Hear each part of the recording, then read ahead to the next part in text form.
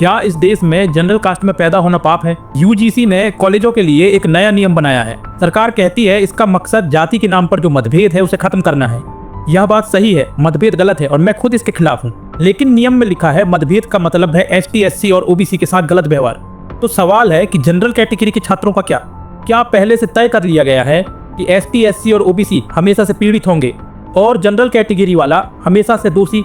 अगर इनके साथ गलत हो सकता है तो क्या जनरल कैटेगरी के छात्र के साथ गलत नहीं हो सकता? इस नियम में शिकायत करना आसान है, लेकिन झूठी शिकायतों पर कोई भी कार्रवाई का प्रावधान नहीं है। इससे कैंपस में डर फैलेगा और छात्रों के बीच में भरोसा टूटेगा और इसका दुरुपयोग होने का सबसे ज्यादा चांस है। एसटी एससी एक्ट इसी सोच के साथ बनाया गया था और मकसद भी सही था, लेकिन देश ने यह भी देखा कि कुछ मामलों में इसका गलत इस्तेमाल हुआ है और अदालतों ने सजा भी दी है। यानी कानून जरूरी है पर उसका दुरुपयोग रोकना भी उतना ही जरूरी है।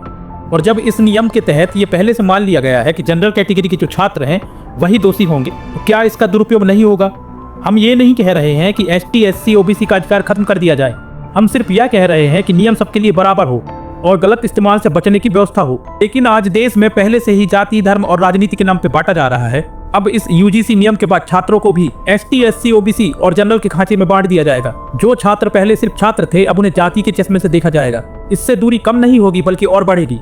दोस्तों में शक आएगा, बातचीत में डर आएगा और कैंपस में एक नई दीवार खड़ी हो जाएगी। सरकार कहती है हम जातिवाद खत्म करना चाहते हैं, लेकिन नीति ऐसी बनाई जा रही है जो छात्रों को ही जाति की लाइन में खड़ी कर दे। जाति के नाम पर मतभेद खत्म करना बहुत जरूरी है, लेकिन ऐसा नियम बना के जो समाज को और बांट दे वह सही रास्ता नहीं है। छात्र पहले छात्र है, फिर उनकी जाति है।